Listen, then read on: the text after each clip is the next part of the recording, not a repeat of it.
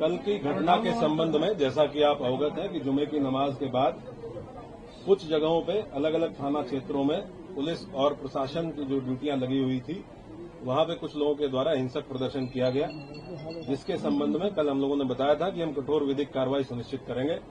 उसमें हम लोगों के द्वारा अब तक कुल 10 एफआईआर दर्ज की गई हैं, जिसमें थाना कोतवाली में 5 एफआईआर दर्ज की गई हैं, थाना बारादरी में 2 एफआईआर दर्ज की गई हैं, थाना किला प्रेमनगर और कैंट में 1-1 एफआईआर दर्ज की गई है। इन दर्ज एफआईआरों में आज हम लोगों के द्वारा कुल 8 अपराधियों को जो इस घटना में शामिल थे, 8 अभियुक्तों को गिरफ्तार करके जेल भेजा गया है। उनके नाम मैं आपको पढ़ के बता देता हूं। मौलाना तौकीर रजा, सरफराज पुत्र सलीम, मनीफुद्दीन पुत्र जरीफुद्दीन, अजीम अहमद पुत्र नसीम अहमद, मोहम्मद शरीफ पुत्र मोहम्मद अहमद, मोहम्मद आमिर पुत्र मोहम्मद जाहिद, रिहान पुत्र राजू और मोहम्मद सरफराज पुत्र समीम। इन 8 लोगों को आज हम लोगों के द्वारा गिरफ्तार किया गया है और जो रिमांड मजिस्ट्रेट है उनके समक्ष पेश करते हुए न्यायिक हिरासत में इनको लिया गया है। कोर्ट के आदेश के उपरांत इनको संबंधित जेल में भेजा गया है। टोटल जो 10 एफआईआर दर्ज हुई है उसमें जो प्रमुख एफआईआर है थाना कोतवाली की, इसके बारे में मैं आपको बता देता हूं। एफआईआर नंबर 489/25, जिसमें भारतीय न्याय संहिता की धारा 109(1), 109(2), 118(2), 121(2), 189(5), 191(2), 195(1), 196(1), 196(2), धारा 223, 310(2), 324(5), 324(6), 61(2), धारा 62, आपराधिक कानून संशोधन अधिनियम धारा 7, सार्वजनिक संपत्ति नुकसान निवारण अधिनियम धारा 3 और सार्वजनिक संपत्ति नुकसान निवारण अधिनियम धारा 4। इन समस्त गंभीर धाराओं में जो हमारी प्रमुख एफआईआर है, जो खलील तिराहे पे घटना हुई थी, जिसमें जो पुलिस बल वहां पे लगा हुआ था, मजिस्ट्रेट्स जो वहां पे लगे हुए थे, इनके द्वारा बहुत संयमित तरीके से वहां जो भीड़ आई अचानक से उसको रोकने का प्रयास किया गया, समझाने बुझाने का प्रयास किया गया। उसके बावजूद इस भीड़ के द्वारा बैरिकेडिंग को तोड़ के पुलिस बल के साथ दुर्व्यवहार करते हुए इस्लामिया कॉलेज पहुंचने के लिए प्रयास किया गया और उसके अंतर्गत पुलिस के ऊपर हमलावर हुए, पुलिस के ऊपर पथराव किया गया। वहां से हम लोगों के द्वारा जो सामग्री रिकवर हुई है उसके बारे में मैं आपको बता देता हूं। ईंट पत्थर के टुकड़े भारी मात्रा में रिकवर किए गए हैं, चप्पल जूते भारी मात्रा में, पुलिस के टूटे हुए बैरिकेड रिकवर किए गए हैं। वहां से कुछ ब्लेड्स, खोखा कारतूस 12 बोर और 315 बोर के जो संभवतः फायरिंग में यूज होंगे वो रिकवर किए गए हैं। जिंदा कारतूस रिकवर किए गए हैं। एक तमंचा 12 बोर का जो संभवतः वहां किसी उपद्रवी के पास से गिर गया था भगदड़ में, एक ये रिकवर किया गया है। अवैध चाकू, लाठी, डंडे और कुछ कांच की टूटी हुई बोतलों के टुकड़े जिनसे पेट्रोल की बदबू आ रही है, जो संभवतः पेट्रोल भर के लाया गया था। ये सारी चीजें वहां से जो घटनास्थल था खलील तिराहे का, वहां से बरामद की गई है। 2 वाहन क्षतिग्रस्त हुए हैं, गाड़ी संख्या UP 32 EG 3137 और एक मोटरसाइकिल, ये 2 वाहन क्षतिग्रस्त हुए हैं। अभी 8 लोगों को हम लोगों ने गिरफ्तार किया है।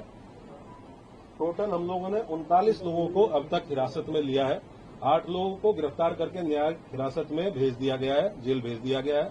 बाकी जितने लोग हैं उनसे हम लोग जो विधिक प्रोसीजर है पूछताछ करते हुए, क्योंकि ये भी बहुत आवश्यक है कि हम इन्वेस्टिगेशन के दौरान ये पता करें कि जो ग्राउंड पे लोग मौजूद थे, जो अलग अलग चौराहों पे पुलिस के साथ मिसबिहेव कर रहे थे, पुलिस के ऊपर हमलावर थे, पथराव कर रहे थे, और इनके पीछे कौन व्यक्ति था जो इनसे लगातार संपर्क में रहते हुए इनको ये करने के लिए उकसा रहा था। तो उस बिंदु पे इनसे पूछताछ की जा रही है। इनके मोबाइल फोन जिन जिनके रिकवर किए गए हैं, उन मोबाइल फोन से भी एविडेंस कलेक्शन किया जा रहा है। हम लोग लगातार ये सुनिश्चित करेंगे कि जो भी अभियुक्त इस घटना में शामिल थे, इन 10 एफआईआर्स में जो भी अभियुक्त शामिल थे, उन सभी की पहचान सीसीटीवी फुटेज के माध्यम से, जो हमारा मैनुअल इंटेलिजेंस होता है उसके माध्यम से, टेक्निकल इंटेलिजेंस के माध्यम से और जो हमारे अभिसूचना विभाग है उसके माध्यम से हम लोग एकत्र करेंगे और जितने भी लोग शामिल थे प्रत्यक्ष या अप्रत्यक्ष रूप से, उनकी गिरफ्तारी और उनके विरुद्ध कठोर कार्रवाई, जैसा कि माननीय मुख्यमंत्री जी और शासन की मंशा है। अपराध के विरुद्ध 0 टॉलरेंस, कानून व्यवस्था की स्थिति एकदम दुरुस्त रहे, उसको कोई किसी भी प्रकार से बिगाड़ ना पाए और बिगाड़ने वालों के विरुद्ध 0 टॉलरेंस, इस पे हम लोग कार्रवाई सुनिश्चित करेंगे।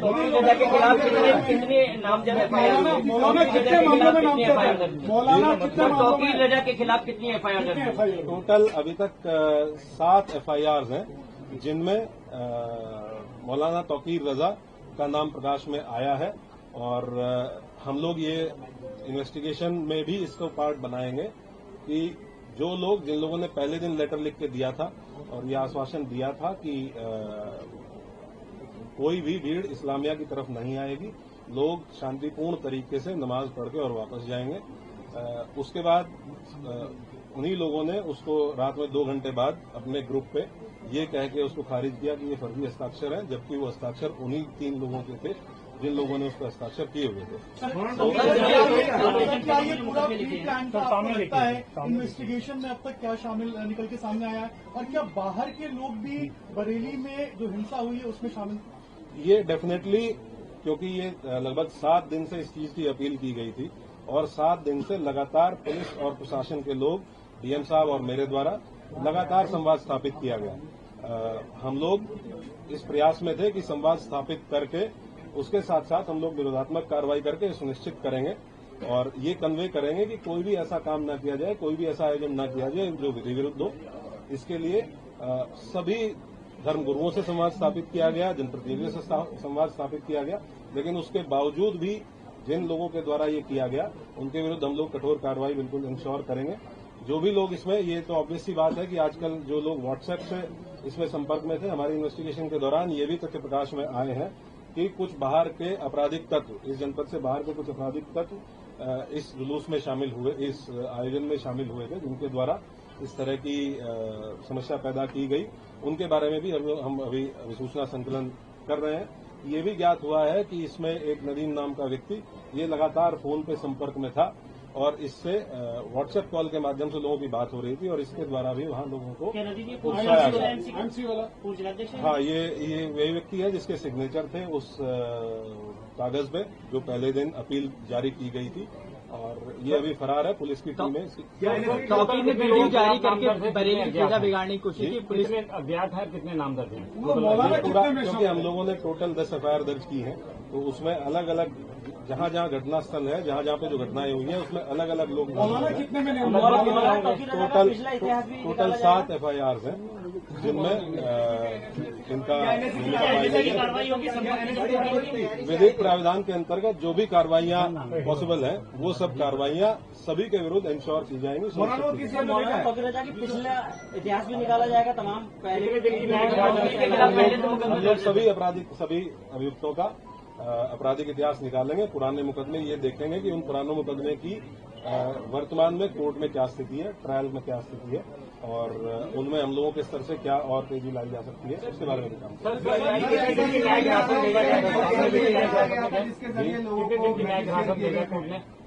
मौलाना को कोर्ट नॉर्मली जब भी कोर्ट के समक्ष पेश किया जाता है तो 14 दिन की न्यायिक हिरासत कोर्ट के द्वारा।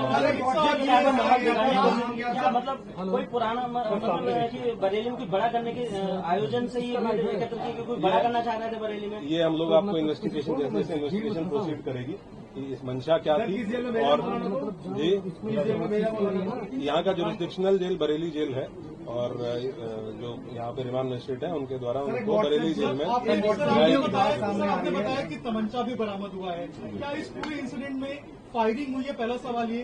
दूसरा, पुलिस वालों को भी चोटें आई हैं, क्या उनको भी छर्रे लगे हैं और कितने पुलिस वाले ऐसे हैं जो अभी घायल हैं? कुल 22 पुलिसकर्मी, कल जब हम लोगों ने अपनी पूरी टीम को गैदर किया, कुल 22 पुलिसकर्मी ऐसे थे जो इंजर्ड थे, जिनका मेडिकल एग्जामिनेशन कराया गया। 22 पुलिसकर्मी, कुछ लोग ऐसे हैं जिनको डाउटफुल फायर आर्म इंजरीज हैं, उनका भी फाइनल मेडिकल परीक्षण कराया जा रहा है। जब ये चीज हम लोगों के मेडिकल परीक्षण फाइनल हो जाएगा तो हम लोग आपको इसके बारे में अवगत कराएंगे। लेकिन ये डेफिनेट है कि इसमें अराजक तत्वों के द्वारा फायरिंग की गई। अलग अलग घटना स्थल पे अलग अलग थे, कुछ जगह पे 200-250 लोग अज्ञात में थे, कुछ जगह पे 300-350 लोगों की मानने के लिए लगभग 2,5-3 हजार लोग ऐसे हैं जो अज्ञात में अलग अलग घटना स्थलों पे, जिनको हम लोग अभी चिन्हित करने का प्रयास करेंगे। टोटल 22 पुलिसकर्मी घायल हैं जिनका हम लोगों ने मेडिकल पूरे घटना